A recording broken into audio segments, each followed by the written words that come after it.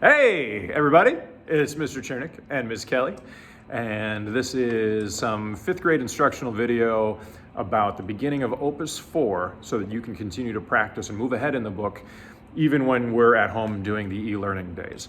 We don't expect you to finish all of Opus 4. We expect you to practice so that you can keep your music reading in shape, you can keep your embouchure in shape, you can have some progress even while we're not meeting together. And if you're not in Opus 4 yet, if you still have an Opus 3 benchmark to finish, you should work on that first.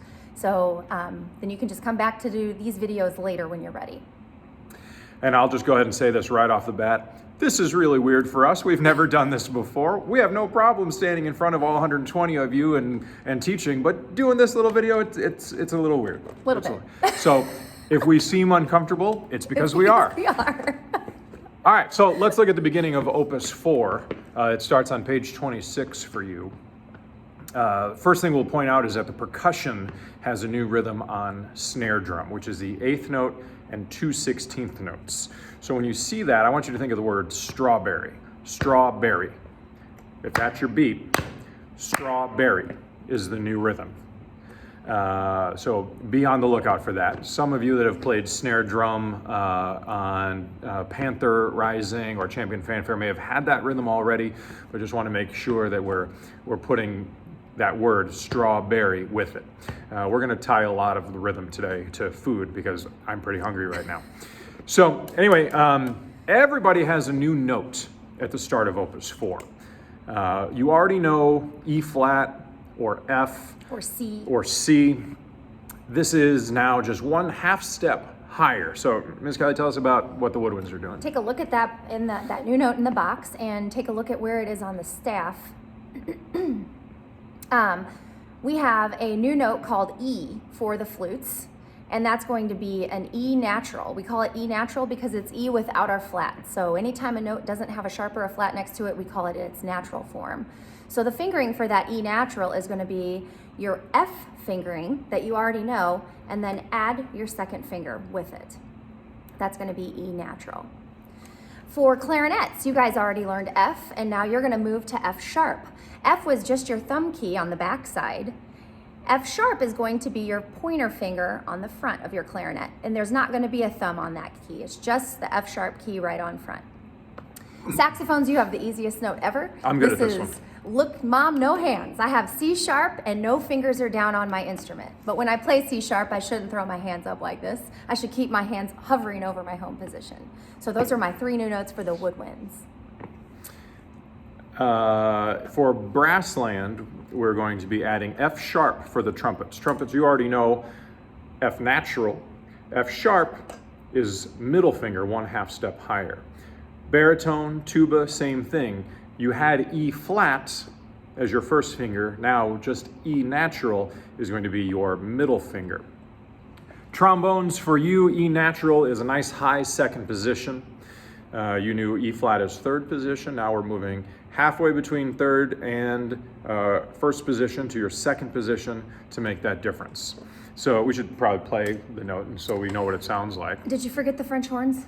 I did forget the French horns. Of course, I always forget the French horns. Sorry, French horns. So French horns, your new note is the B natural, which is going to be your middle finger also. You had B flat first, now you're moving to 2nd. That's a nice thing about this for brass instruments. It's 2nd valve, 2nd position for everybody. And do you know who I forgot? You forgot the tenor saxophones. I did, and I forgot somebody else. You forgot the oboes. I forgot the oboes. Which I often forget also. I often do too. Sorry, oboes. We apologize. So we'll go back and get those. Tenor saxophones, you guys have an F sharp now.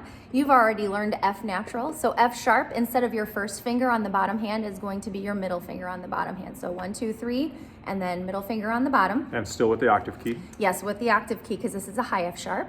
And then oboes, you guys are going to have an E natural. So 1, 2, 3, and 1, 2 with your octave key as well. I bet they know that one already. They probably do. Okay.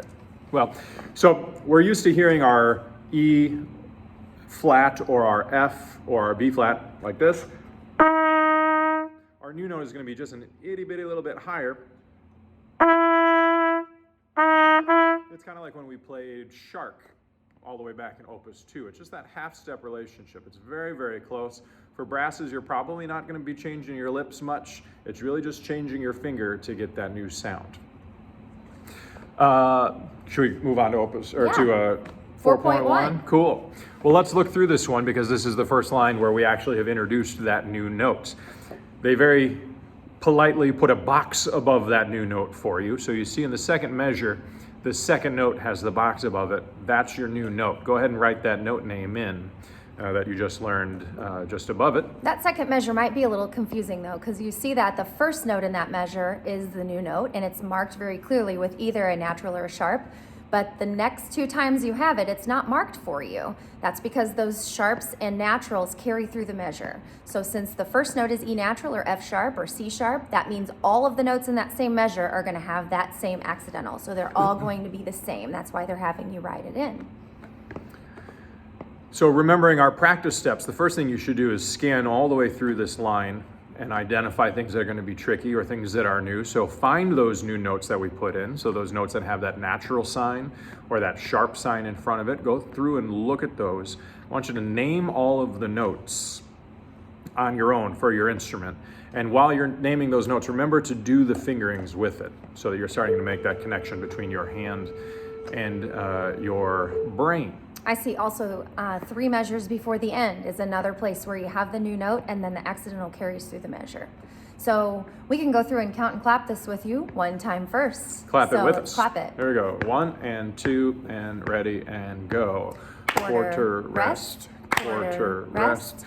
Quarter, half note. Quarter, 2/8, quarter, quarter, rest. Quarter, half note. Quarter, 2/8, quarter, 2/8, quarter, rest. Hopefully you kept up with us in that one. If you had any mistakes, go ahead and rewind it until you have that again and clap with us and make sure that you have that rhythm totally perfect. The next thing we can do is name the notes to the beat as we go through it and do the fingerings at the same time. So let's do that next. Are you going to name the flute, oboe, trombone, baritone, Low tuba, brass. bell Yep, notes? I will name those notes. Terrific. I will finger along for the brasses. Okay. You can name them at the same time. Might be weird if we're all saying a bunch of different letters at the We same do that time. in class. I suppose that's true. Okay. So I will say the note names for the clarinets, the tenor saxophones, and the trumpets. Miss Kelly's going to be saying the note names for the flute, the oboe, the trombone, baritone, tuba, and bells. So nobody's going to be saying alto sax note names or horn note names. So if you're saying something different and you play those instruments, that's okay. All right. Here we go. Saying the note names. 1 and 2 and 3 and 4. C B flat, rest. D rest. E F natural, sharp, E F natural, sharp, E F sharp, natural. F, G, F, G, E F natural, sharp, D, C, C, E flat, C, D, E F natural, sharp, D, E, C flat, D, E F natural, sharp, E F sharp, natural, E F natural, sharp, F, G, F, G, E F natural, sharp, D, D, C, B flat, C, F, G, B C. flat. Whew, hopefully that wasn't too confusing for you, especially if you play alto saxophone, French horn, or that's it. Okay. Alto sax and French horn. Right. So, sorry, alto sax and French horn. Should we name their notes too, or should we just play? We can play. All right, we'll play. I think they'll get I it. think the saxes and horns can handle They can it. email us if they don't. There you go.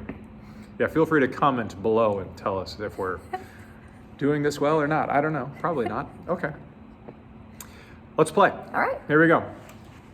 1, 2, 3, 4.